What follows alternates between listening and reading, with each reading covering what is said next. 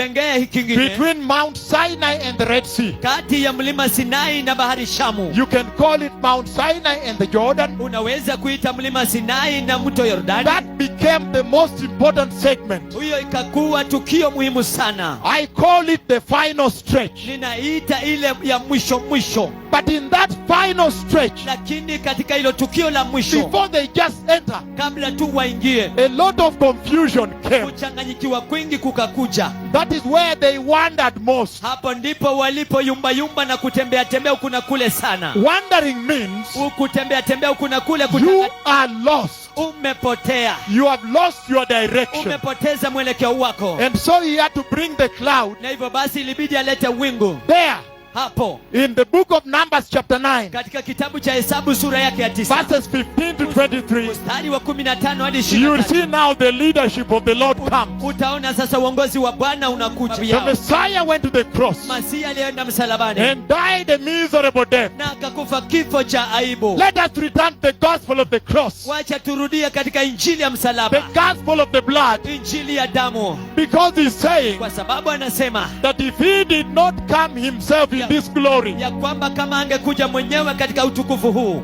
Jesus would be humiliated Yesu angeaibishwa the second time. mara ya pili. So let us obey the leading of God. Kwa hivyo wacha tutii mwongozo wa Mungu. No basket was passed here Hakuna kikapu kilipitishwa hapa for offering, kwa sababu ya sadaka, and he healed them na aliwaponya free of charge, bure bila malipo, because Jesus kwa sababu Yesu paid the alipoitazama full Israeli, bill. And he saw Israel saying, na akaona Israeli ikisema, we miss Egypt. tunamkosa Misri. Let us raise for ourselves a leader Wacha tujiinulie kiongozi that will take us back to Egypt. ambaye ataturejesha kwenda Misri. He had to run there Ilibidi akimbia huko to bring his cloud there, kuleta wingu lake huko, to bring his glory there, kuleta utukufu wake huko, because he knew kwa sababu alijua if he does not, ikiwa atafanya hivyo, these people are headed back to Egypt. hawa watu wameelekea Misri. And that was a sad scenario. Na hiyo ilikuwa tukio la kuhuzunisha. Why? Kwa nini? Because Kwa sababu when he rained manna from heaven, aliponyesha mana toka mbinguni, a special bread mkate spesheli from the throne of God kutoka katika enzi ya Mungu to Israel kwa Israeli in the wilderness, katika jangwa, he was speaking to them in parables. alikuwa akiwazungumzia kwa mafumbo. He was saying, hey, Alikuwa anasema, hey, look, tazama, I descend holy bread ninashusha mkate takatifu from my throne in heaven kutoka katika enzi yangu mbinguni unto you, kwenu ninyi, that on a daily basis ya kwamba katika tukio la kila you siku will have fresh bread. mutakuwa na mkate mzuri. On a daily basis Katika kila siku you will have fresh manna mutakuwa na mana mbichi, that you may never lack. ya kwamba msiwahi kosa. So Israel was focused on Egypt, Kwa hivyo horizontal living. Kwa hivyo Israeli ilikuwa imeelekea Misri, ile Ilikuwa imeelekeza their focus on Egypt. walikuwa wamelenga Misri, Horizontal living.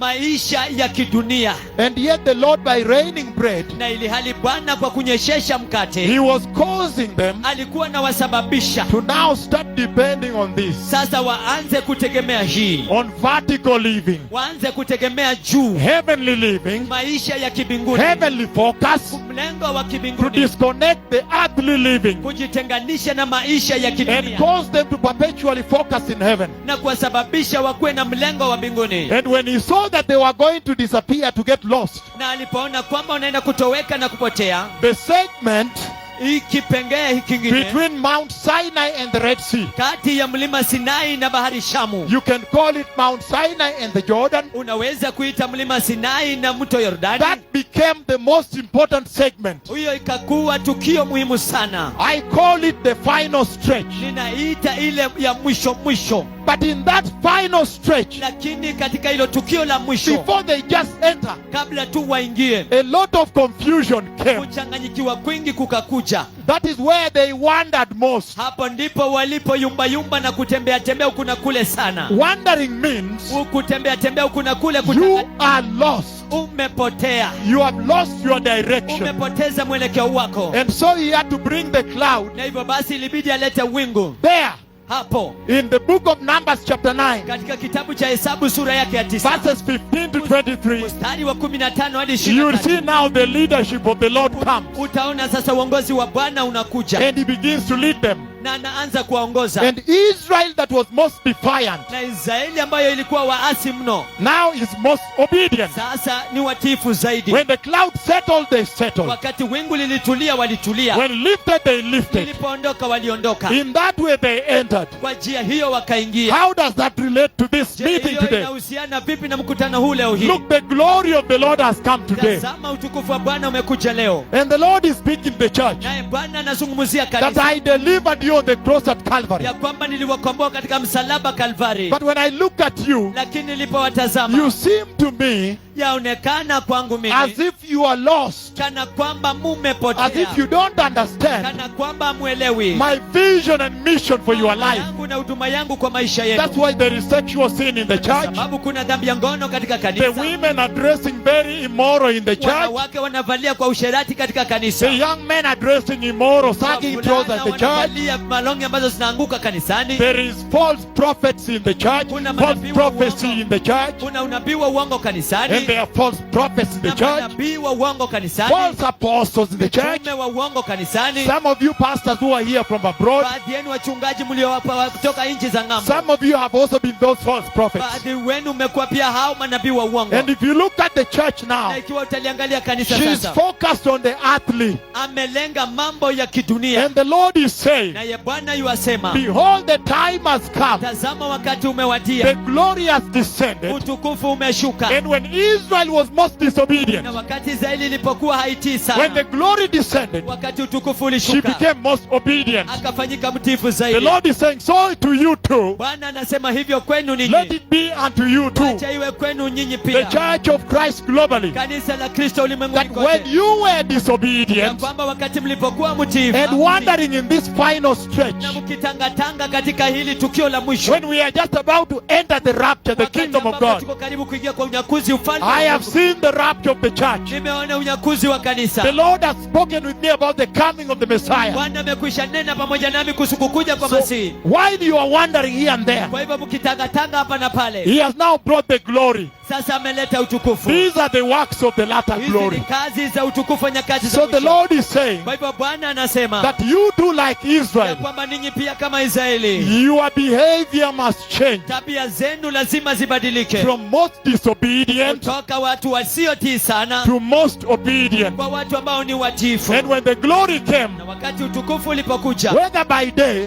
ikiwa wakati wa mchana, by midnight, wakati wa usiku wa saa sita or by usiku, night, ama wakati wa usiku, whenever they came out, wakati wowote they walipotoka first nje, checked on the temple, on waliangalia the tent, katika hema if the glory is still ikiwa there. utukufu ngali huko, If the glory lifted, ikiwa utukufu uliondoka, whether by night, ikiwa usiku, whether by day, labda iwe wakati wa mchana whether by night, ama wakati wa usiku, they set out. wao waliondoka. When the glory settled, Wakati utukufu they ulitulia, settled. walitulia. Listen to me, precious people. Nisikilize watu wa The dhamani, cloud of the glory has visited the church. wingu la utukufu limetembelea kanisa, And very soon, na hivi karibu He will lift. ataondoka. On May 4th, Mei tarehe 4, May 4th this year, tarehe 4 mwezi wa Mei mwaka huu, and May 5th this year, na Mei 5 mwaka huu, the year ending today, mwaka ambao unakwisha the leo Lord hii. showed me the lifting of this glory. Bwana akanionyesha kuinuka kwa utukufu. So let us be careful. Kwa hivyo wacha tujichunge, The glory is here. utukufu uko hapa, It is hovering over the house. una